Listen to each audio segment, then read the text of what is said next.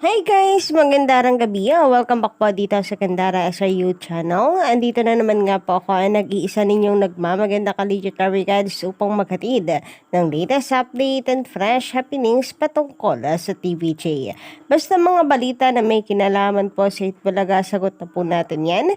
At ganun din po sa mga balita sa loob at labas ng showbiz. Kaya ano pang iniintay nyo? I-click na ang subscribe button at notification bell para po sa mga bago lang dito at ngayon lang po napapasyal sa aking channel para mag-i-updated ka at ma-notify sa mga susunod nating video. Anyway, para nga po sa gabing ito ang ating pag-uusapan ay patungkol nga po dito sa inamin ni Wong Navarro hinggil po sa Showtime. Aminado rin nga po siya at kinukumpirma yung mga sinasabi po ng netizens sa social media. Anyway, bago po natin pag-usapan yan, narito po muna at atin pong talakayin. Unahin po natin itong paghahanap na ginagawa po ng kabila sa financial report ng TVJ. So wala po silang pinangalanan dito pero alam naman po natin, wala naman po silang ibang topic kundi po ang Itbulaga or ang TVJ ang siraan ito. So, maaano nyo rin po yan sa comment section. Maaamoy nyo rin po yan. And eto nga sabi dito ni Board Productive, mag-June na or malapit ng mag-June. Wala pa ring maipakitang first quarter financial report.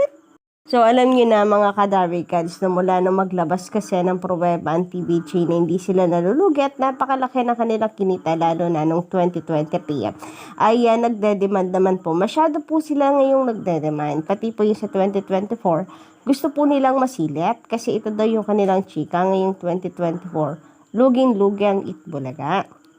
So, mga walang katigilan po talaga ang mga ito, no? Hanggat meron kasi silang gustong patunayan bagay na hindi naman nila kayang maglabas ng pruweba, kaya ganito na lang ang kanilang ginagawa sa TVJ, kinakalampag. Tapos pag napahiya na naman, gawa na naman ng panibagong issue, hanap na naman ng panibagong butas.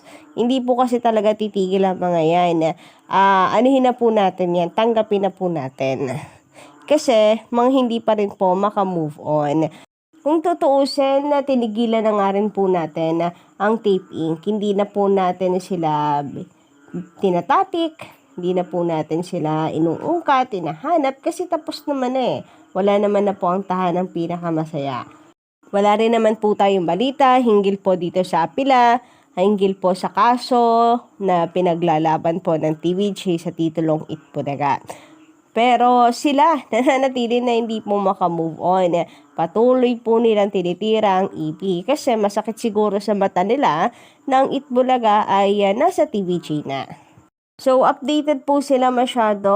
Ano pa po sila? Nag-e-effort talaga. Magkaroon po ng source. Legit source daw na magpapatunay na ang TVJ ay talagang bagsak na. Kaya nga meron silang update na nalulugi ang EB at nagbagsak presyong Itbulaga kasi meron daw silang source. So, papaano po sila magkakaroon ng source? Isa lang pong ibig sabihin yan.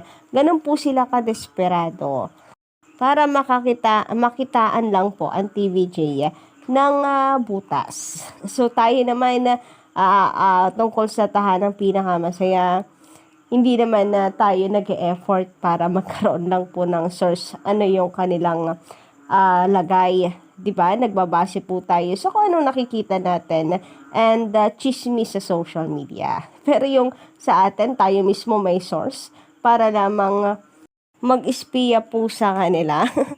Naku, hindi po natin gawain yan. Kasi hindi naman po tayo desperado sapagkat kitang-kita naman and given na yun talaga ang kanila pong kapapatakan. Anyway, sabi nga dito sa mga komento, and kailan ba talaga ang transfer to Meralco Theater? Sabi malapit na daw. Ayaw daw ng mga taga Meralco, magko-compromise daw ang security. Ewan ko lang kung ipagpipilitan sa anniversary. Diba, halatado na TVJ ang tinutukoy. Samantala, sabi dito, kapuso ko pero ang laki ng galit niya sa Itbulaga. Dapat sa mga halusos kayong magalit, tumpak. sila ang sumira sa samahan ng TVJ at GMA. Sabi pa dito, ganda ng trabaho mo board, productive Natututukan mo ng husto ang TVJ Itbulaga. Laki ng sahod mo, Chard. Pakapi ka naman. So, ayun na nga, para po magkaroon pa sila ng source. Isa lang ibig sabihin niya na gustong-gusto po nila mag-espiya para makahanap ng butas. So, ganun po sila kadesperado na siraan ang TVJ na talagang nakatutok po sila na bawat kibot. Maunawaan pa po natin kapag may issue like yung issue halimbawa kay JDL, 'di ba? Mga lumalabas sa balita tapos nakikisakay sila. Maunawaan natin 'yan kasi haters sila eh. Pero yung talagang mag-effort po. May source pang nilalaman, silipin po talaga lahat-lahat ay alam na this. Mga hindi po maka-move on. Samantala, pag-usapan naman po natin ang patungkol dito sa sinabi or amin ni Bong Navarro hinggil po sa mga chismis patungkol po sa kanya. Patungkol rin po ito sa Showtime dahil nga sa marami po ang gusto siyang patalsikin na dito dahil corny daw ang kanyang mga nilalabas or kanyang mga binibitawang jokes. Aminado ang TV host comedian na si Bong Navarro na may mga pagkakataong sumasablay din siya sa pagbibitaw ng jokes at punchlines sa It's Showtime. Bong Navarro inamin sa Madlang People, minsan sabaw ako, mga hirit ko sablay.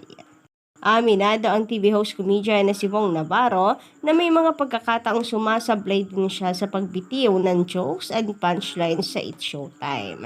Kaya naman humihingi siya ng pasensya at pangunawa sa Madlang People kasabay ng pagpapasalamat sa lahat ng taong nagmamahal at hindi nang iwan sa kanya sa gitna ng mga pagsubok.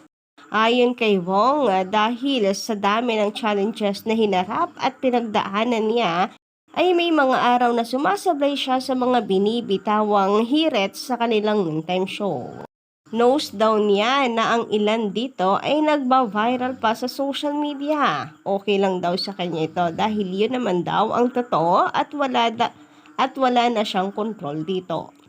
Abot langit ang pasasalamat ng komedyante sa Diyos, sa pamilya, mga kaibigan, mga bossing ng ABS-CBN at ng kanyang legal team na talagang tumutok sa mga kasong isinampa niya laban sa grupo nila Denise Cornejo at Cedric Lee.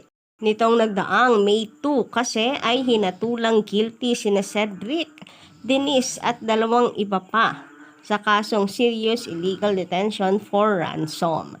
Kaugnay sa kinasasangkutan nilang insidente sa isang condominium unit noong 2014. Maraming salamat kasi hinahabaan niyo ang pasensya niyo kasi minsan lutang ako.